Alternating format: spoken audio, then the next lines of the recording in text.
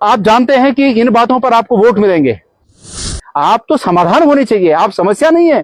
आप उत्तराखंड के मुख्यमंत्री हैं, आप समाधान हैं। उन अपराधियों को सजा दो ना, किसने रोका है?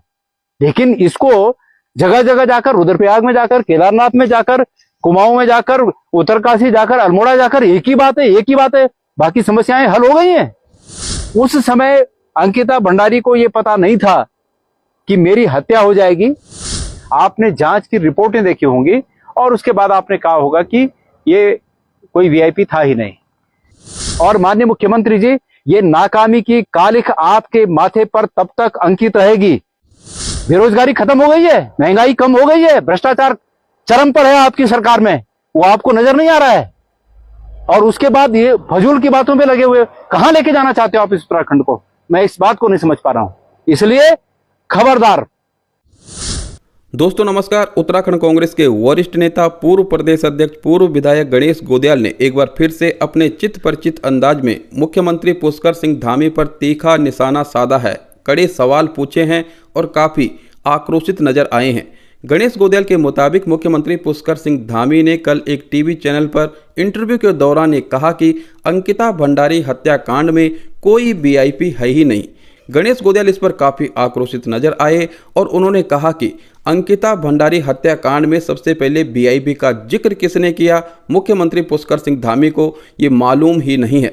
गणेश गोदयाल ने इसके अलावा मुख्यमंत्री पुष्कर सिंह धामी पर निशाना साधते हुए कहा कि मुख्यमंत्री पुष्कर सिंह धामी उत्तराखंड के अलग अलग स्थानों पर जाते हैं और अलग अलग जिहादों का जिक्र करते हैं। लव जिहाद और भी अनेक जिहाद, थूक जिहाद के बारे में कहते हैं, डेमोग्राफी के बारे में कहते हैं, जनता को बरगलाते हैं। मुख्यमंत्री पुष्कर सिंह धामी को यह समझना चाहिए कि उनकी सरकार यहां पर 7.5 साल से है, जबकि केंद्र में भारतीय जनता पार्टी की सरकार पिछले 10 सालों से है। सरकार सवालिया बनी है, मुख्यमंत्री पुष्कर सिंह धामी सवालिया बने हैं, जबकि उन्हें इन समस्याओं का समाधान निकालना चाहिए। साथ ही साथ गणेश गोदयाल ने जिस प्रकार से आज आक्रोश दिखाया, तीखा हमला किया, कहीं ना कहीं मुख्यमंत्री पुष्कर सिंह धामी के लिए ये कठिन सवाल खड़े कर दिए हैं। गणेश गोदयाल ने क्या कुछ कहा, किस प्रकार से आक्रोशित नजर आए, किस प्रकार से सवाल दागे, आप इस वीडियो में विस्तार से सुनेंगे और देखेंगे। वीडियो को लाइक जरूर कीजिएगा, शेयर जरूर कीजिएगा और साथ ही कमेंट के माध्यम से बताइएगा कि गणेश गोदयाल का ये आक्रोश और उनके द्वारा पूछे गए सवालों को आप किस तरह से देखते हैं। यदि आपने अभी तक चैनल को सब्सक्राइब नहीं किया है तो चैनल को सब्सक्राइब भी अवश्य कीजिए। आइए सुनते हैं गणेश गोदयाल ने क्या कुछ कहा।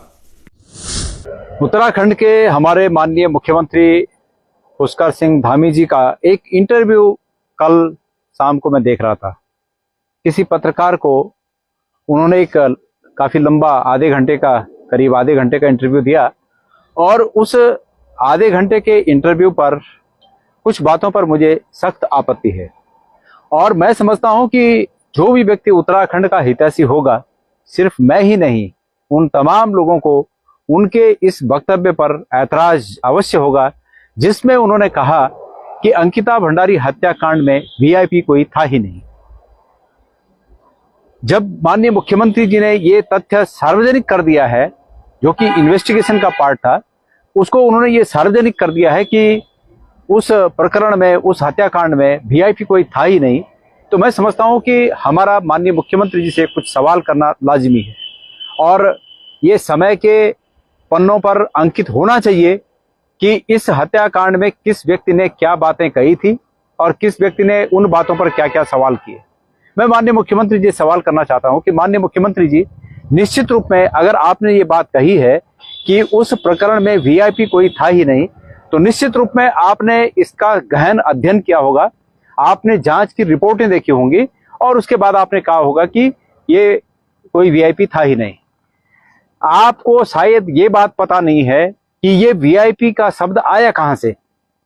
और मैं आपको बता दूं, अगर आपको जानकारी नहीं है तो मैं आपको बता दूं कि ये वीआईपी शब्द अंकिता भंडारी ने स्वयं अपने उस मित्र को, जिस मित्र ने इस हत्याकांड को उजागर करने का जिसको श्रेय जाता है, उस मित्र को अपने चैट में बताया था कि एक वीआईपी के लिए मुझे प्रेशर किया जा रहा है। वो चैट अगर आपके पास नहीं है तो मैं उपलब्ध करा दूं आपको, जिसमें उस लड़की ने, अंकिता भंडारी ने ये कहा था कि उस एक तथाकथित वीआईपी को, वो उस वीआईपी को नहीं जानती थी, लेकिन उसने उस अपने दोस्त को कहा कि एक वीआईपी के लिए मुझे प्रेशर किया जा रहा है कि मैं उसको विशेष सेवाएं दूं। ये आपको जानकारी होनी चाहिए। और उस समय अंकिता भंडारी को ये पता नहीं था कि मेरी हत्या हो जाएगी और मेरी हत्या के बाद ये तथ्य जांच के लिए आधार बनेंगे। उसने इस आधार पर नहीं कहा था। एक अमूमन एक आम बोलचाल जैसे दो लोगों के बीच होती है, उस बोलचाल में उसने ये बात कही थी कि किसी वीआईपी के लिए मुझे प्रेशर किया जा रहा है। और माननीय मुख्यमंत्री जी, ये नाकामी की कालिख आपके माथे पर तब तक अंकित रहेगी और आपके साथ साथ उत्तराखंड की पुलिस के माथे पर भी ये नाकामी की कालिख तब तक अंकित रहेगी जब तक कि उस तथाकथित वीआईपी का नाम उत्तराखंड की पुलिस और आपकी सरकार उजागर नहीं कर देती। आपके पास मौका है कि आप इस नाकामी की कालिख को अपने माथे से उतारिए। आप दोषी व्यक्तियों के खिलाफ, अपराधियों के खिलाफ खड़े होकर इस प्रकार की बातें न कहें कि कोई वीआईपी नहीं था। ठीक है, कोई बात नहीं, हमारा जनमानस इस रूप में आंदोलित नहीं हो पाया, लेकिन इसका अर्थ ये नहीं है कि इस पूरे उत्तराखंड में सबका खून नहीं खोले। ऐसा नहीं है, खून खोल सकता है।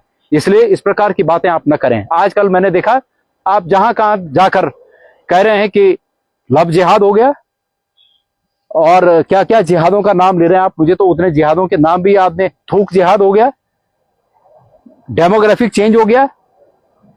आप जानते हैं कि इन बातों पर आपको वोट मिलेंगे, लेकिन मैं पूछना चाहता हूं कि 10 साल से केंद्र में आपकी सरकार है, 7.5 साल से इस प्रदेश में आपकी सरकार है और इसके बावजूद आप शिकायती बने हुए हैं।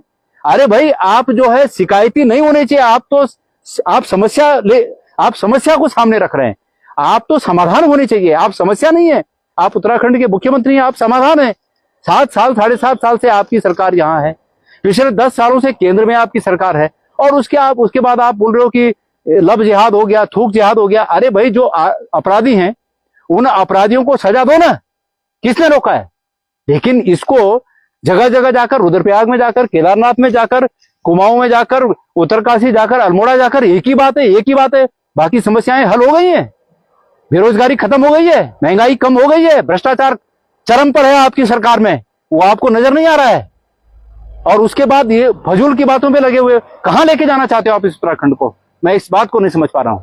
इसलिए खबरदार, इतिहास इस बात का गवाह है कि जिन लोगों ने छद्म बातों में आकर ऐसे छद्म लोगों का साथ दिया, मैं उत्तराखंड की जनता को भी ये बात कहना चाहता हूं, जिन लोगों ने छद्म भावों में आकर, छद्म बातों में आकर, आप जर्मनी का इतिहास देख लीजिए, छद्म राष्ट्रवाद चलता रहा, अंत में नंगा होना पड़ा। तो ये हमारे पास इतिहास इस बात के गवाह है कि हमें कहां कदम रखना है, कहां कदम नहीं रखना है। माननीय मुख्यमंत्री जी निश्चित रूप में उत्तराखंड की जनता को बरगलाकर अपने हितों की साधना करना चाहते हैं। इसका हम पुरजोर विरोध करते हैं और मुख्यमंत्री जी अपनी इस करतूत से बाज आएं।